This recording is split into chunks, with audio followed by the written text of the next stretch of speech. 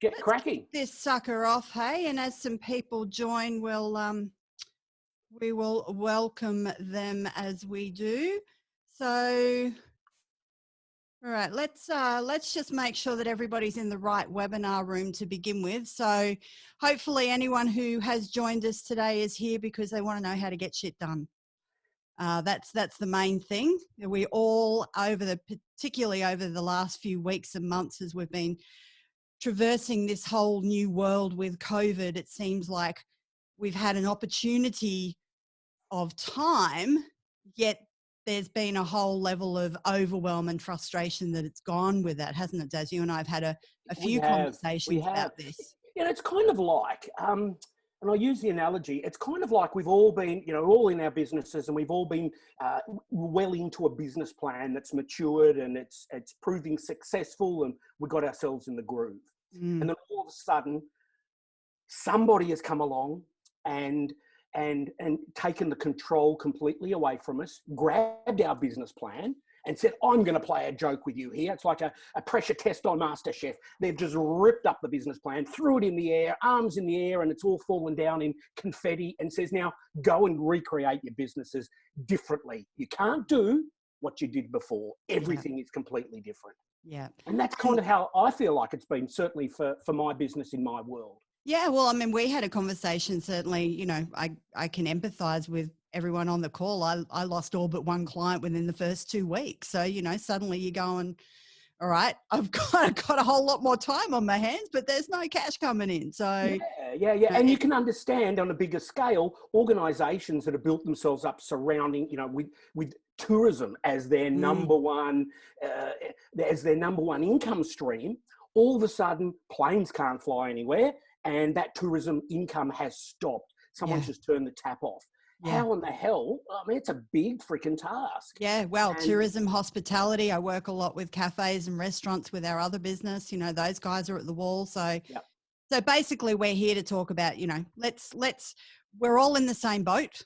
Yes. Let's get all the euphemisms and all that kind of stuff out of the way first. We're all on this journey together. We're all in the same boat. Yeah, it's a petri dish of everything out there. Exactly. Let's just focus on what we can control. And what we can control is getting some shit done. So my word. Absolutely. All right. So a little bit of housekeeping. Just leave yourself on mute. I think I did put everybody on mute as they came in. The chat box, most of you have found it. Most of you are Zoom aficionados by now. So pop your questions or comments as we go along into the chat box. I'll be monitoring that as we go. There'll be plenty of time for, interaction and answering questions. And if we haven't covered anything, we'll certainly make sure we get to that. We've got an hour, so we've got a lot to get through. We're going to do our best to set you up with some stuff that you can action. Absolutely. That's our big thing, right? Yes.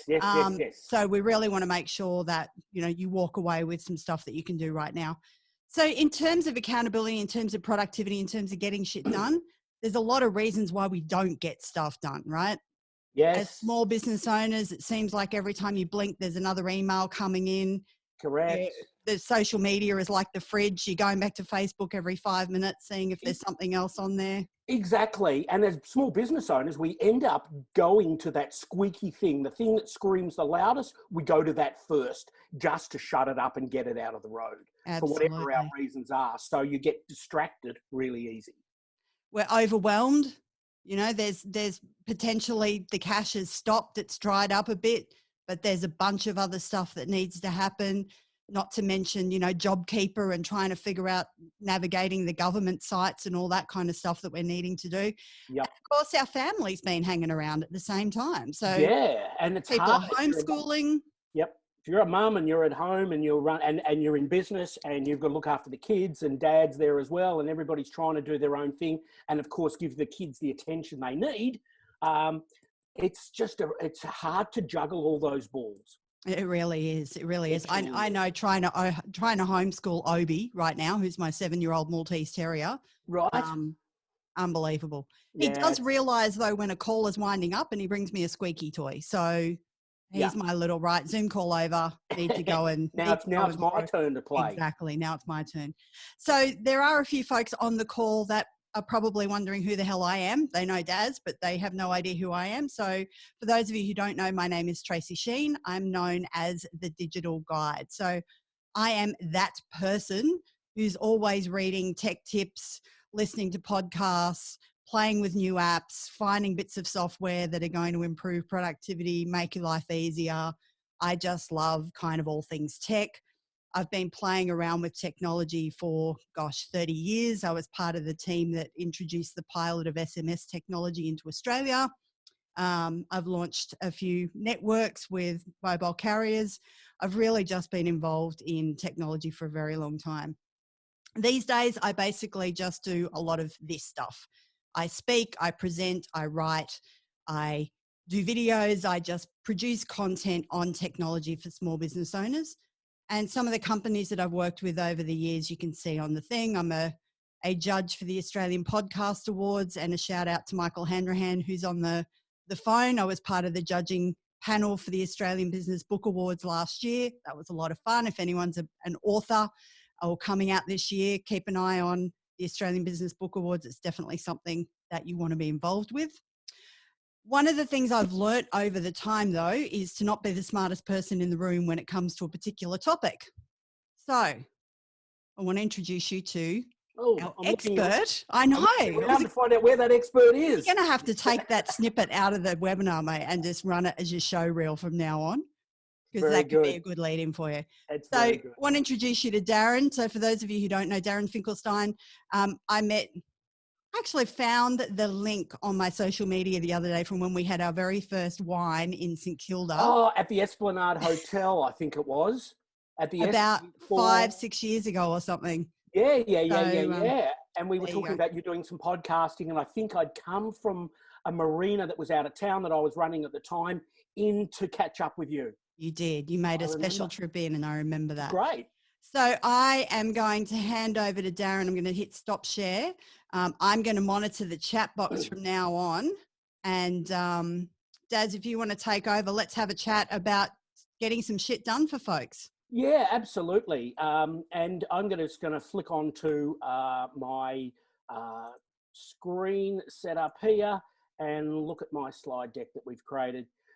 Can you folks just respond back to Tracy to make sure you can see those slides loud and clear and it all looks good?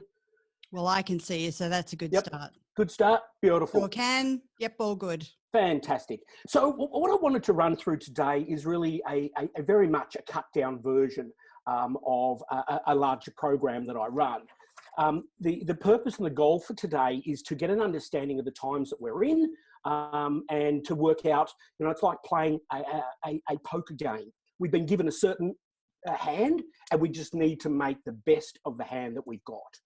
And so I'm going to focus on some tips. We're not going to dig in deep, just give you some really high level tips that you can implement today as a result of this program to help you get more stuff done.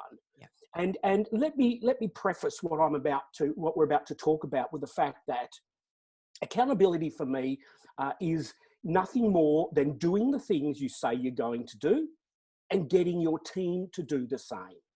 Now, there's a whole lot of other technical answers and responses that you can come up with, and Webster Dictionary has a whole different meaning of accountability. But as far as I'm concerned, in a commercial scenario, when we're entrepreneurs, whether we're solopreneurs or we have a team behind us, or perhaps we're in bigger corporate business, accountability is this thing now that is just jumping on everybody.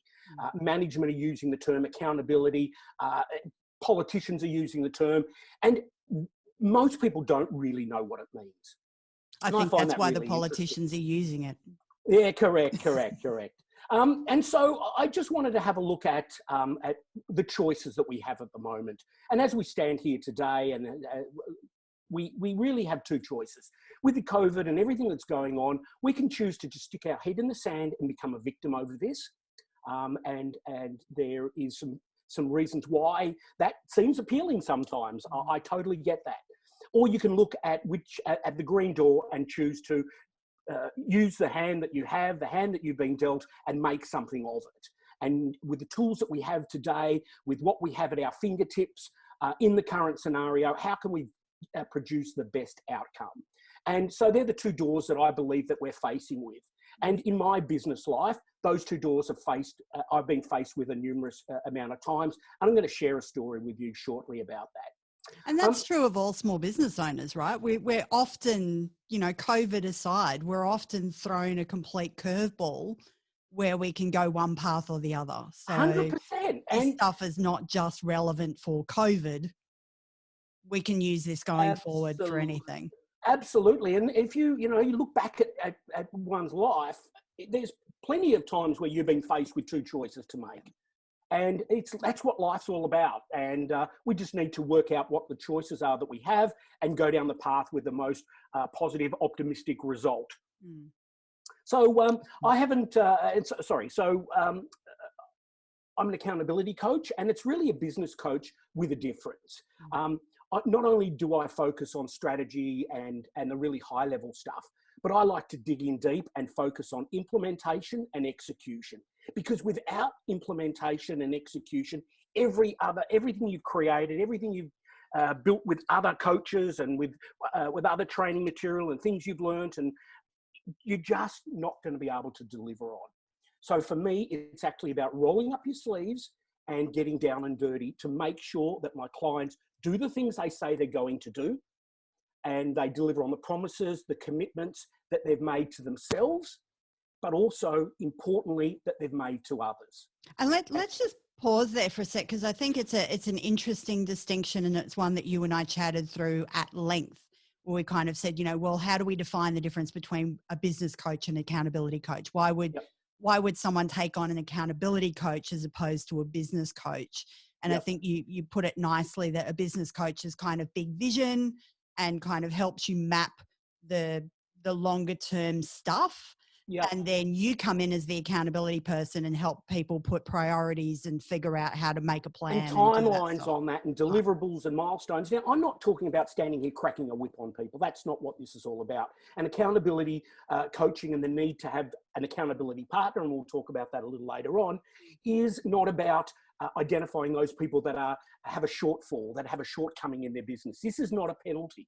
This is about you being able to juggle more balls in the air at once, make more money as a result of doing that for your business, become much more effective, and be able to share that burden with somebody that you carry as a small business owner.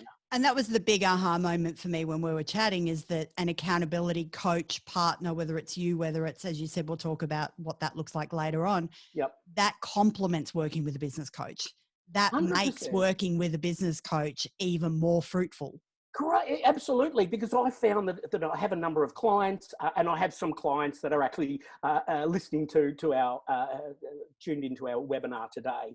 I have a number of clients that have external business coaches other than myself. And we work really well together because I'm the one who speaks to them weekly, fortnightly, on a regular basis, and to follow up on how they're going with implementing that stuff that they've spent a lot of money with their business coach to develop.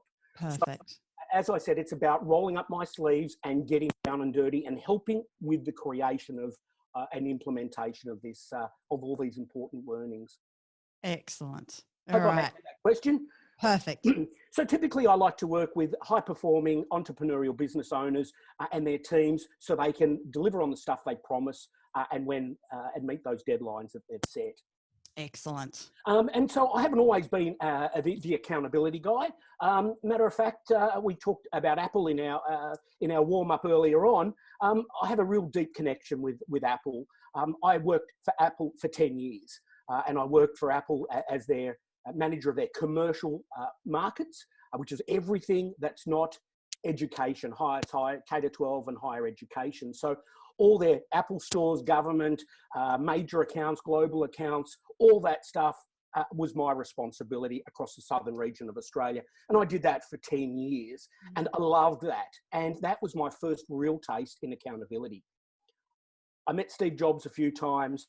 I've been in meetings with him, and this is where the accountability notion was drummed into my head. You are part of a team at Apple.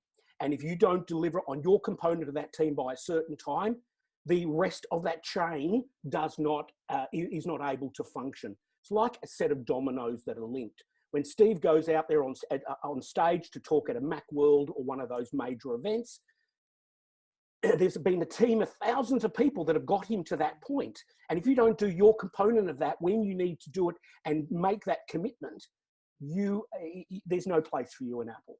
So accountability was drummed into my head at Apple. And I believe that as we move through our careers, we take a little bit of the last position with us. And taking accountability is the foundation of which I've always ran my life. Beautiful. But what's interesting, that my whole world changed on that day there. That's 9/11 back in 2001. That day was the 12th of September. 11th for of us, September. Australia. Yep. Yep. The 12th here in Australia. It was the 12th, yep. And I woke up and went to my role at Apple, and I got retrenched on that day. And you know, it's a day I'll never forget, certainly for the reasons we're looking at there on the screen, but it was also such a moment of, oh shit, what am I going to do now? A bit like we sort of experienced with the coronavirus. Here I am back at those two doors again. What are my choices? You know, I worked for Apple for 10 years. I was gutted that I was made redundant, but they did me a favor. And it took me a little while to get to the point where I realized that, thank you, that 10 years at Apple was great, but I couldn't keep working at that pace anymore. I had lost connection with my kids because I was traveling to Cupertino, Apple's head office, so often. My kids had photos of me. They were young at those days, had photos of me under their pillow because they forgot what Dad looked like. I mean, if you just think about that moment. So Apple did me a favor, and I chose out of this to open up the victor door, rather than see myself as a victim and be why me, because why me is not going to get anybody through anything, sadly. Yeah. So I then went over and built a business around my passion, and my passion was boating. I had a little boat, you can see there, me standing proudly in front of my little boat. And just to correct everybody, that boat that I'm standing in front of there wasn't my boat. Look to the right and see the little boat there with the black outboard motor. That's my boat. Love it. And sitting there under a cover. But I ran a boat business very successfully for 15 years. We exited, my business partner and I exited that and sold. I took my skills that I'd learned and I developed throughout my time at Apple, the accountability notion of getting stuff done and creating a massive amount of output. And I used that as a basis of building my business. And that business was incredibly successful for us. But we realise now that the road for 2020 is sort of looks like this. You know, we don't know whether the isolation we're in at the moment is going to remain, the isolation, the freedom that we have, I should say, is going to remain, or whether we're going to go back into lockdown. And it's going to be a really bumpy ride for us. And we need to really get some tools together that we can use to implement in our businesses to help us get stuff done, because the wheels have to keep turning. Otherwise, as business owners, we can't invoice our clients, and therefore we can't build a cash flow in, and we drown. So it gets me to the topic of a cash flow. And what's really important is for businesses right now, the first thing we do is to just do a bit of a health check. We've all cooked, we've all been in the kitchen, and we've all cooked ourselves a roast. Some of us more than others right now, buddy. But yeah, well, I mean, the idea of cooking and making sure that we check the progress of our roast lamb we're making or the roast chicken we're making, and popping a thermometer in there like we do on the barbecue is really critical. So let's just pop a thermometer into our business and understand, is our house in order? And what are the things we can do to make sure that we have some income flowing in? We know how long the current scenario we're going to need to fund if our income stream has been turned off because of the effect of COVID. So I've produced a booklet called Your Business Health Check. I'll give you the link at the end of this session where you can download that for free. But please, it's got some great advice and great tips in there. We just need to be able to move forward knowing that we have a bit of time on our hands. Because if we don't... Sorry, I was just going to say, that's the first part of being accountable too, isn't it? You got to know your base. You got to know where you're starting from. Absolutely. And you can't stick your head in the sand and go, oh, look, the numbers will work out themselves. And, you know, I'll go and put some expenditure on my credit card this month. Yeah. That is absolutely not going to solve the problem. And part of being accountable is to take responsibility, and taking responsibility to understand your current financial position so you can then use that as a base and to move forward is really critical. And for those clients of mine that are in this session today, you'll know how much time we've spent on that and how much you'll sleep better at night when you know exactly what the future looks like. Yeah. So, a groundbreaking study was done in the US about accountability. And I really love this because it talks about the probability of achieving your goals, your promises, and your commitments. And I really want to focus on this because this to me is groundbreaking, but it is also game changing if you understand how that process works. So let's launch into this. You have a 10% probability of completing your goal or promise or commitment if you actually have a goal in the first place. I guess that makes sense. You want to start off, you can't go and get yourself to the end line until you actually know what your starting point is. Mm-hmm. So if you've got a goal, you've got a 10% probability.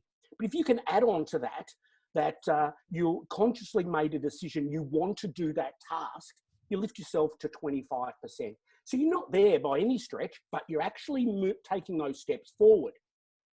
You move yourself to 40% when you have a date on it. I will do this by that date. I will take 10 kilos off my waistline by cutting out carbs and not drinking so much beer, Daz. Settle down, Daz. Yeah, I can do that. And I'm going to consciously do it. And if I say to you, I'm going to do that, Tracy, by the 1st of July, then I'm going to go to 40% probability of achieving that. Yep. So we're halfway there just about. Now, if we plan on how I'm going to remove those carbs out of my diet every day, and what are the things I'm actually going to do, I'm getting myself to the halfway point. But if I said to you, Trace, I'm going to do these things and I'm going to commit to you that I'm going to do it. And better still, do what others like to do, and that is announce to their friends and their family, I'm going to go on a diet and I'm going to go and lose some weight. And I'm going to do it by removing the carbs. I'm going to do it by the 1st of July. Then all of a sudden, you've made that commitment to a lot of people. And can I just say you're blowing up the chat box right now, Darren? There's a lot of people that are going, this is a bit of an extreme example, my friend. Like, can we stick to business? Cutting carbs and losing weight right now, not something we want to be able to do. It's hard to do that when you're working from home. But the point is, if I want to go and increase my sales for my business, and I want to increase my sales by a given number, by 10%, by 20%. Yeah. And I know how I'm going to do that. I'm going to run a Google AdWords campaign. I'm going to drive people to a landing page. I'm going to decide I'm going to do that by the 1st of January. I've got 6 months or 8 months to run that program in. And this is how the program is going to unfold. We're at 50% right now. So the theory we're talking about here is you can adapt it to anything.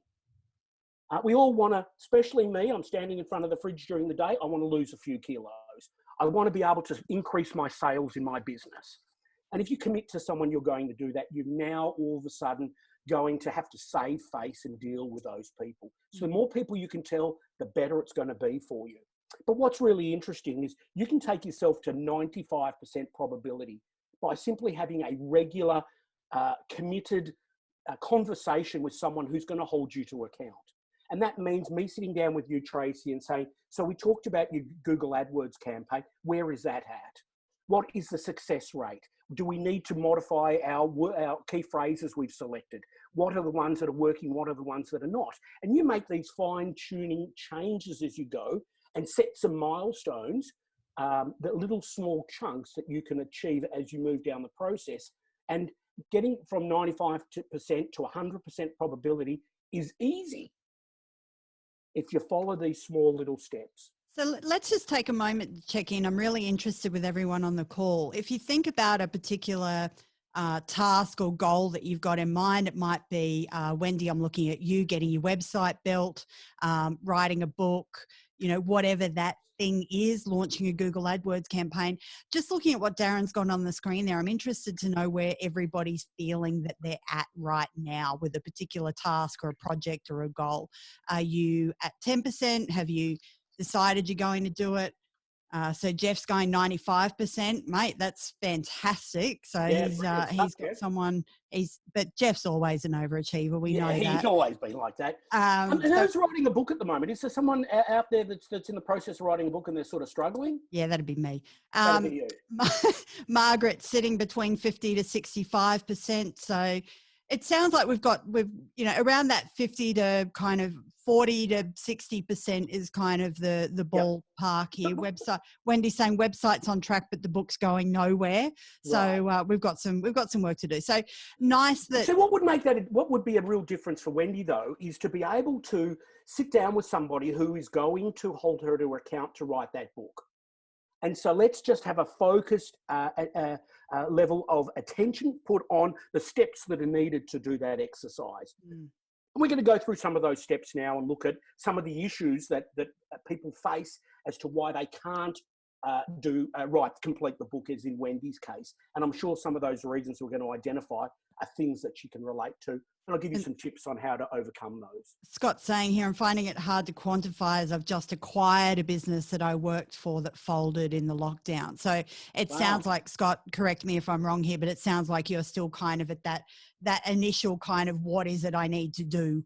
Where do I start? That overwhelm that we all get into. Yeah, God, there's so much stuff that needs to happen. Yep. What do I do first? Sure. So if we want to look at overwhelm, let's just head straight down there and look at that. So as far as overwhelm is concerned, the thing for me is to try and get out of your head, if I can talk directly to Scott for this, Scotty, get out of your head all those things that are spinning around and get them down on paper. I think it's great to be able to kind of declutter and make a little bit more room in the buffer for other stuff. Just a brain dump. Don't think, Correct. Just get it out. Get it down there on paper, extract it. If you can do a mind map, that is fantastic. Oh, we love a good mind map. We love a good mind map, but it's, simple notes on a piece of paper will be fine. And break them down into bite-sized chunks. Let's just look at the small things that we can do and choose those things really carefully. Choose those things that that you can get into and get success with first. The things that you're good at, the things that sit comfortably with. Yeah, I can do that bit, so go and do it first. That little sense of achievement, that self-belief pump up that you'll get is critical, because it's about looking at the task in small little chunks rather than something that is just too big and you're paralyzed. So that's really interesting. You're saying the first thing is to start there, get it all out of your head onto paper. Don't think, just let monkey brain kind of dump everything. Correct. And then kind of group it. Yeah, and kind of group it in little sections, and you think, yeah, I can do that. And with this particular task that's really difficult, what do I need to do to complete that? Right. You're not thinking about everything else. You're just thinking of that one task. What is it about that I know? What is it about that I don't know? What are the things about that I need to know about? And find some quick wins. Find some quick wins. We all need to get a little pump up. You can tick a little box and go, oh, I've got that done. Absolutely. You get the hit in the brain to go, yay, you keep going.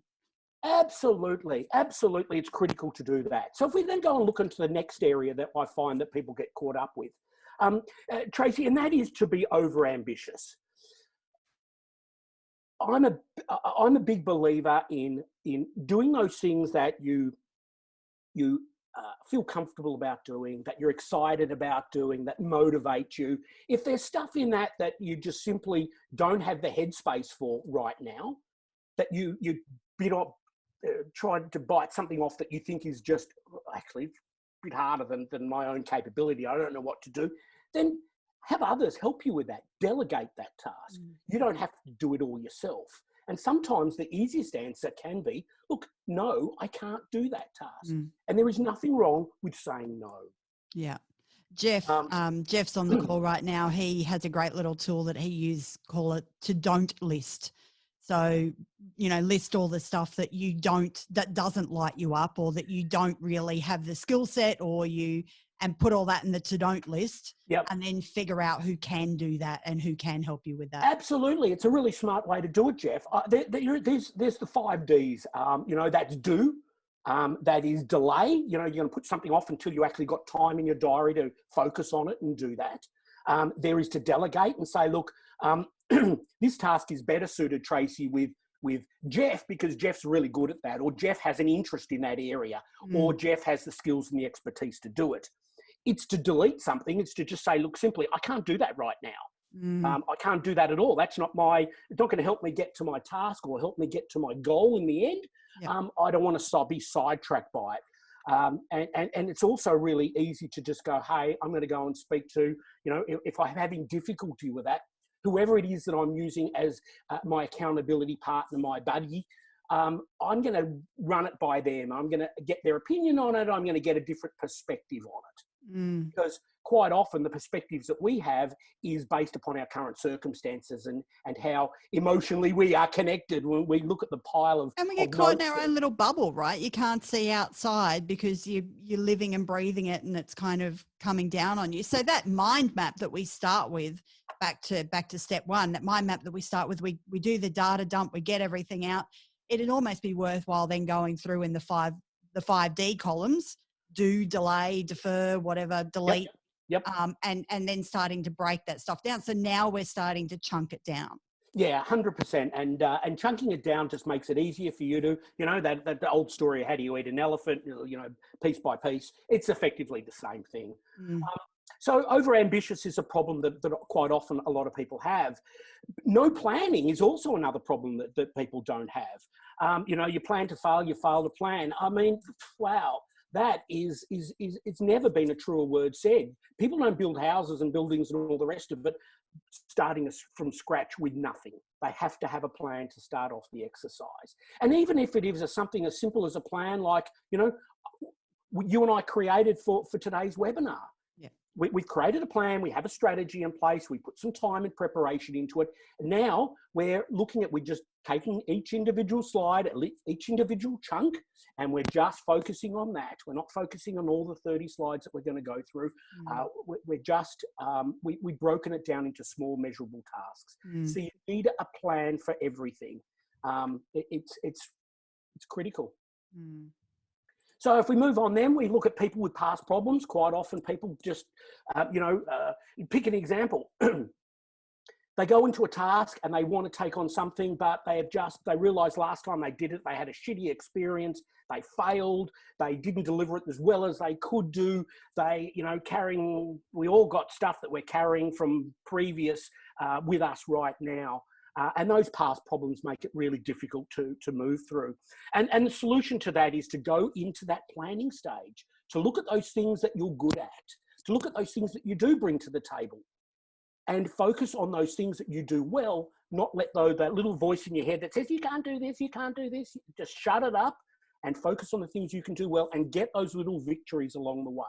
And I was going to say that would be where getting those quick wins, would help, because you can start to look back and go, well, hang on a minute, I just did that. Exactly. The voice is going, you can't, but you go, but I just did. Yes, it's exactly how it works. And we all need some positivity, that helps us move forward. And those little wins are those positive moments you're going to draw on to push the past problems out of the road. Nice. And I don't know where to start. I mean, this is procrastination. This is what's common for everybody. And we often don't know where to start because we just feel that, a mixture of overwhelm. We feel like we don't have the skill set. We have our own preconceived idea of, there's just so much here. And quite often, this is a feeling that you get when you're now implementing something that you've learned. Yep. You've had the theory. It's now time to roll the sleeves up and make it happen. I don't know where to start. And this is a lot where the imposter syndrome kicks in too, isn't it? Where you have that moment of, all right, I've done the 1 to 4. I've gone through overwhelm. I've got my plan. I've chunked it down. But who am I to? Yeah, correct. Writing a book is a great example. Who am I to write a book? For God's sake, I'm not you just don't feel like you're the expert in the field. I need to go and study a little bit more. I need to go and do that extra bit of research before I can, Yeah, correct. And the next one we're going to talk about is we don't have a big enough reason to start. And sorry, we don't have a big enough reason to begin with in the first place. And I go back to my time at Apple and I look at the roles that we all played in helping Steve Jobs get up on stage in the first place. He's going to get up at stage in Macworld and announce, here we're releasing a new Apple iStapler. We're releasing a stapler, new product. I'll take it. You'll take it, yeah, and you want to open it out of the box. Yeah, there's an early adopter right there. But you don't realise that you're actually part of the bigger picture. Yeah. So if you get to see that you're part of a team, that it's not just one individual Steve up on stage delivering, I play my little role in that exercise. And you get back to understanding how you fit in and how the importance of what you do meshes in with your colleague and meshes in with the rest of your team. And we chatted this through yesterday because Darren and I were talking about my PhD in procrastination around getting my book done. And it kind of my aha moment was it come back to me about this. What's my why? My why is I want to set my future up that in 10, 15 years, I've got the kind of retirement I want. So I've got to keep my eye on that, that end prize. That's my big reason to kind of keep chunking away at the stuff and keep writing words for the book and keep doing. And we talked about your 80,000 words yesterday, and yes. I know, and that just seems like a daunting task. And it's horrible. But when you go and do your book plan, yeah, and then you break it down and you do your mind map and you come up with your 10 chapters. So we've got 10 chapters. Each one of those is going to have approximately 8,000 words in it. Yeah. And of those 10 chapters, you're going to cover off, 10 particular points that you want to focus on in that chapter. Well, that's 800 words per point. Just focus on your 800 words per point, and the rest will work itself out. Yeah. And Michael, I know you haven't put anything in the box, but shut up. I can hear you kind of. See, Michael, I'm out there pumping up your process already. Indeed. Makes good sense. So realise you're part of a team. Realise you're part of a bigger picture. Realise your book fits into a complete ecosystem you're trying to create. Yeah. And it might be that you want to put the kids through private school. It might be, whatever your reason is, you need to tap into that and keep it kind of at the center of everything. Yes, very, very true. And then we move on to the fact that no one cares. And I've just realized that I have a numbering problem. I have 2 number 5s. I wasn't going to say that's anything. okay. I just realized that. 5A and 5B. So no one cares. And this goes back to talking about people holding you to account. And I like to think of, I look back at the time where at my 50th birthday, I was there with my 150 of my closest friends having a formal party, and I was doing my speech, and I thought, I'm going to give it to everybody because they've just all been giving it to me, and I'm going to tell them I'm going to write a book. And I did. At my 50th birthday, I stood up in front of everybody and said, I'm going to write a book, and I'm part the way through it. It's called this. And people are like, what the hell do you write? You never went, my kids are going, you're kicked out of school, Dad, in year 10, Form 4. How would you know how to write a book? But I had 150 people there that were that cared about what I did. And from that moment onwards, they were reminding me, how's that book going, Darren? How are you getting with it? Where are you up to? And they were taking interest in it. And that care helped me drag me along, because writing the book and doing whatever the task is you set out to isn't always roses. There's a lonely journey as self-employed. At the end of the day, it's you sitting in front of the laptop banging out the words, or creating the website, or as Scott is right now trying to build a business back up from scratch that he's just bought. At the end of the day, it's him doing this thing. Absolutely. So my recommendation, and to get you to 95%, the data proves it, is to find someone who's going to hold you to an account. Find someone who's an accountability buddy with you, who cares about what you do and catches up with you regularly. And we're going to talk about that. So that's really important. Before we go on to that, can you go back to the slide that's got your 1 through 7 points? I'm interested to know, just to check in with everyone, what's kind of stopping you now? We've gone through those, those 7 points: overwhelm, overambitious, no planning, past problems, you don't know where to start, don't have a big enough why, feel like no one cares. Where are you sitting? Are you feeling as though you know, you've got a few of those things going on? Is it really like now we've gone through it, you're just in number one, I'm in overwhelm, or I'm in no planning, or I'm in, I don't know where to start. I'm interested to hear how everybody's kind of sitting. So Jeff's 5 or 6 hit him the hardest. So don't know where to start and don't have a big enough reason. Melinda's at a 5. Susan's at a 5. Yep. Interesting. It's the 4 to 5 for Margaret. Yep. So interesting. It seems that number 5 is the one that's kind of kicked everyone in the guts. And it does. It kicks everybody in the guts, and that goes back to what I talked about earlier, the notion of procrastination and why that happens. Procrastination is not a negative thing. It's a result of a whole lot of stuff happening in your head that gets you to just be effectively motionless. And interesting, Margaret's just added there, sometimes it's about how to start. So that's interesting. We're going to, you know, we kind of covered that off, I think, a little bit with the just start by getting a data dump. Just get everything out of your head. Yep. Group Correct. it down, then start to really break it down. And we're going to go into a little bit more about that. Scott's just saying, listening to you guys has clarified my why. More work needed, but a book in it. Ooh, that's exciting. I look forward to hearing about that. And Jeff is, oh man, I'm with you on this one. Imposter syndrome is the queen bitch. I think I kind of married it in a former life and I'm still paying alimony. Yeah. So let's just go to where you go to from here. And I've got 3 steps. I'm not very cognizant of the time, Trace, so help keep me cognizant of Thank you. I'm monitoring the time because we're going to talk a little bit about some tech and stuff that people can use as well. So absolutely. So there's 3 steps towards accountability. The first thing is to plan, and you need to be really specific with a plan.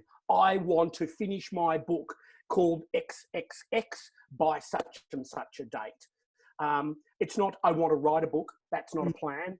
It's a wish. So it can't be nebulous. It's got to be specific. I mean, you know, use the SMART goals. That's be specific. Have it measurable, so you know exactly how you're going to measure your progress. Have it attainable, so you know, do you have the skills and resources to make it happen? Have it relevant. Is this important in your course of your business? In what it is you're setting your plan out for? Is what you're doing the right goal? Is that the right goal to be moving forward with? And have it time bound. Have it so you've got a time set on it. But creating a plan is critically important for moving forward.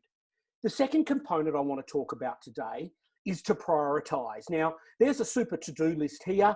It's a download that you guys have all access to. I'll give you the link together with the business health check later on. But it's a simple to-do list that I created, and it gives you the ability to write a single task down there. You can prioritize by putting a number in the box there and the date of when you'd like that task done. When it comes to setting priorities, you've got to your priorities got to be set around your goal. And go into that a little more.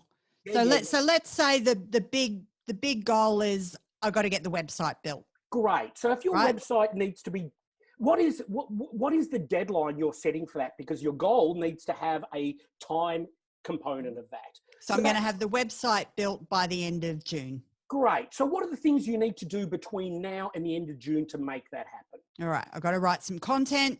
I've got to get some graphics done. I've got to find a domain. So you just go through. Correct. You've identified those things. So Trace, what are those things are the most important that you need to do right now? The first thing would probably be to wireframe. What pages do I need? I need a home page, about page, a services page, or whatever. So that would be the first thing. And you need to put a time limit on that. And so that becomes, if that's the task out of the list of tasks that you have that you need to do first, perhaps it's the thing that's the hardest. Like me eating vegetables, you know, I'm notorious for eating the vegetables I hate first. So I can get in and enjoy the rest of them later on. We all do things differently, but you've got to start somewhere. And being able to create your priority list is critical.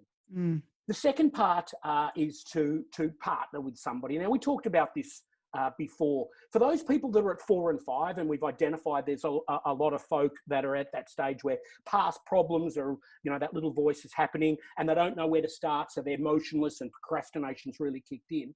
To be able to sit down with somebody, whether it's a professional person like myself or it's somebody that you respect, somebody that you admire, for God's sake, folks, please do not select a partner. Do not select a friend. You need someone who has business acumen that you respect, because while you're going through this process, it's great to get some business tips and advice from them. Because why try and reinvent the wheel and try and have to work it all out yourself? You want to be able to share the scenario you're in with a set of experienced ears so they can help you, looking at it from an outsider's perspective, not from an insider, being inside that bubble we talked about earlier. But you get a fresh perspective, a fresh set of eyes, and you want to meet with them on a regular basis. I'm not talking about meeting with them just once a month.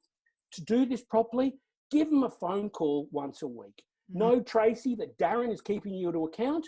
I'm going to ring you on Thursday morning at 7 o'clock every week, and it's in your diary. It becomes a priority, other than a sickness or a major drama.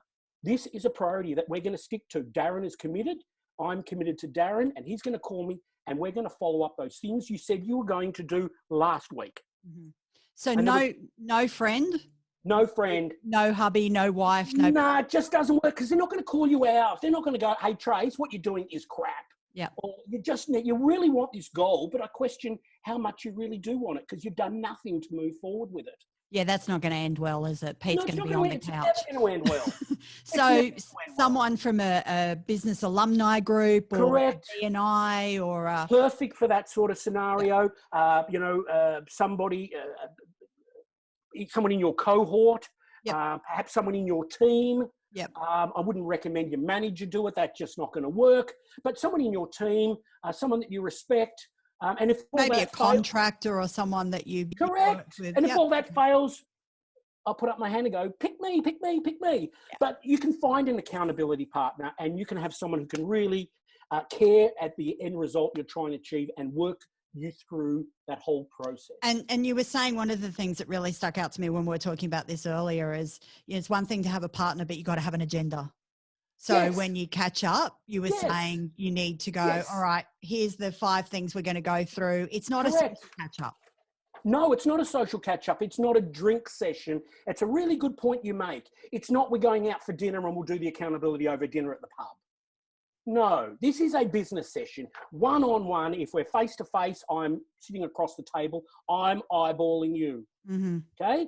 If it's not a business, if we're not face-to-face, we're doing a Zoom session like this, we have a shared agenda that we started with that we all agree is what we want to cover today, and we're going to go through it one by one, and we're going to minute that, we're going to document that, and I, as your accountability coach, I'm going to come back to you and present that back to you at the end of every session and say, these are the things, do you agree that's what we covered? Do you agree that's what you want to do? All of my clients, and out there in Zoom land, that Carla, my assistant, sends you an email every week and says, this is what you covered at the last session with Darren. Do you agree? You're comfortable with it? If you're not comfortable with it and we don't agree, we've got a misunderstanding, let's resolve it now, because we don't want an excuse later on. Really critical to do that. And we set protocols. We have a set of protocols that we use. I don't know whether we can see that at all. Oh, the freaky thing is it cuts off half your head. So we've got that virtual thing going on. So you need a set of protocols. We need to sit down and agree at the beginning, Tracy. I'm your coach. I'm your accountability buddy.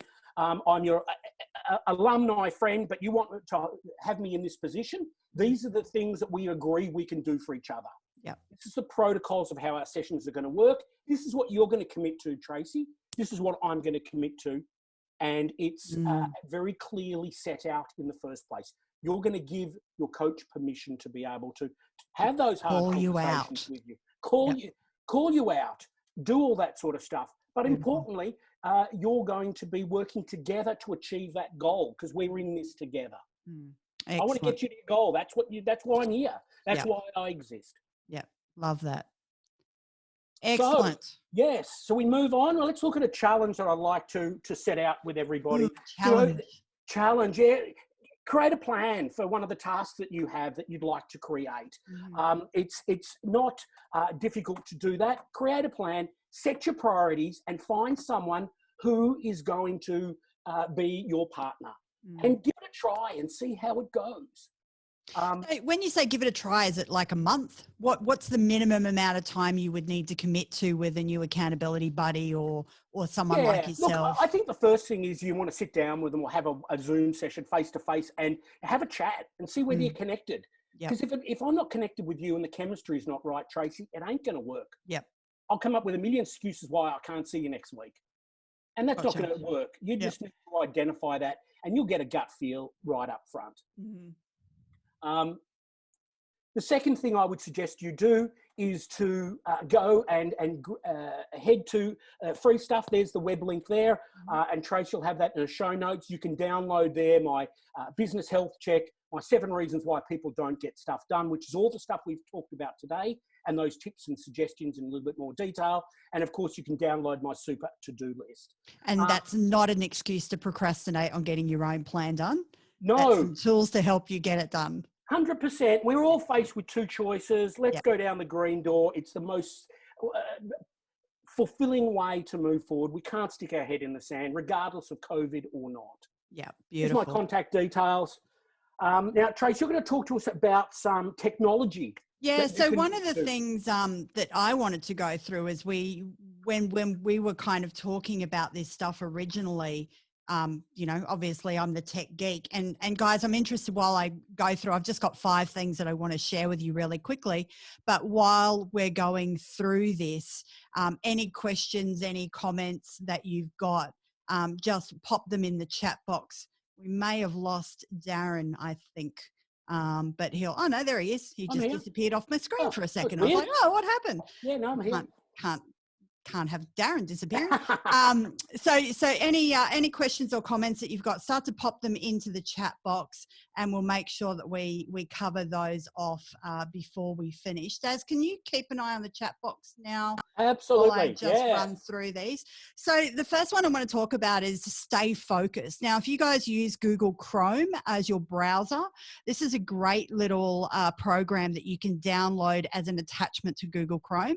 I give you permission to procrastinate a little to get this set up, but basically what it does is allows you to narrow down the stuff that you want invading your space while you're trying to get stuff done. So you can block websites, you can block social media channels, you can block emails, you can open stuff up, you can put timelines on it that it will close down for a certain period of time while you're doing stuff. Stay focused, check it out. It's a really good one. Next one I want to talk about is Beeminder.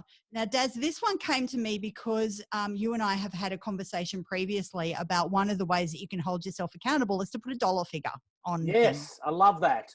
So Beeminder allows you to set up a charity or a facility where you can say, if I don't hit this target by this date, I'm pledging that I'm going to donate $5, $10, $20, $50, whatever your amount is, to this charity until I hit this thing. Oh, I think that's fantastic. Beeminder.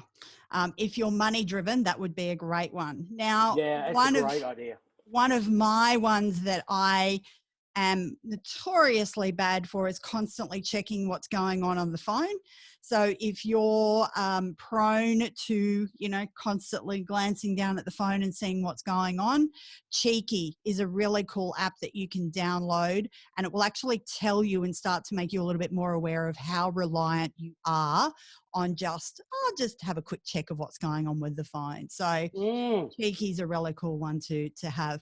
Now, Finish, for anyone who is a procrastinator, and I have a PhD in this, happy to have a conversation with you offline. I call it procrasti-chatting. Finish is an app that you can download, and it's Apple friendly and Android friendly, where you can set up your to-do list, but then you break it down into priorities. You put your timelines on it. You put your dates to it. You can add people to the session that are your accountability buddies, so they know when you're supposed to be having these things done, and you can timeline it and kind of mark off where you're at. So I'm 70% done on this task. I'm 100% done on this task. This one's red flagged. Finish. Check that one out. I really like. Margaret absolutely loves that idea. She's written awesome. Well done. And the last one I want to share with you is Toby. Now, one of the things that I get lost in quite a bit if I'm doing research on topics or whatever is on Chrome, you know, you end up with 32 different tabs open, and some would say that that's just like being inside a woman's head at any time, and I tell you it is. But what Toby does is allow you to kind of Kanban your browser tabs, so they're a bit more visual. You can kind of group them, and they'll, as this kind of shows, you can kind of group them so it splits them down. So if you've got images, you know, they'll kind of, all your different places where you find your images will run down the screen. So a little bit more of a visual representation if you're looking for how to find your stuff quickly, so you're not going down the rabbit hole and losing 30 minutes at a time trying to find stuff. Tracy, you touched on a really good point there. To have a visual representation, if visually works for you, and you need to have those triggers, then jump in, go wholeheartedly at it, because that is a great way for people to actually be able to get their head around stuff, is that they see a visual representation of it. If you are a manual person and you like good old-fashioned reports and you know, to-do lists that you've handwritten, go for those too. Whatever works for you as an individual. And that's it. That makes you more comfortable, that's going to help you achieve that task at the end, yeah, go and do it to your heart's content. Whatever works. Whatever works. Whatever works. Just whatever works. Guys, we are coming to the end. I'm keen for questions. One of the things I want to let you know, if you are interested in digital tips, if you want to know different software hacks like the 5 that I've just gone through, every day at 11:30 on my Facebook page, and I'll share the link with that. I share a quick tip, a trick, a hack, something that I've kind of learnt that will speed your life or make it easier along the way. They're really quick. You know, the longest one I've had, I think, has been 5 minutes because I gave a full walkthrough. They're usually 1 to 2 minutes tops. So check them out. There's a bunch of them. I'll link to the free resources page on my website. And to let you know, I'm doing another webinar in 2 weeks' time with Carl Schwantes from Xenox Diamonds. He has built one of the most amazing Google My Business profiles that I've come across. And in particular, he has a real knack for getting 5-star reviews. So I want to have a chat to him in 2 weeks' time on the 28th of May about, you know, why do we really need to be focused on Google My Business, and how can we really kind of supercharge it to leverage it for our business. So keep an eye out for that one. I'll put the link for that webinar in the email that I send out. Now, I will shoot the recording through to everyone, so you've got it. I'm also going to pass on the details of everyone that registered to Darren, so he can share the links for all of that good stuff that he kindly shared with us earlier in the show. Yeah, thanks for that. I'll zap you all an email. We've had some really good feedback there. I mean, Jeff Hetherington, a great session, good, usable, doable techniques and tactics. I love the fact that it's doable. It means you can get straight into it. And Scotty Brown writes, great guys, much appreciated. His butterflies in his stomach have turned into an eagle. Wow. Is that a good thing? I'm going to take that. I think that's a good thing. I think that's good. Melinda, thank you so much. I appreciate your comments there. That's great as well. Excellent. Well, guys, I love to say that we've come in on time. I love it when that happens.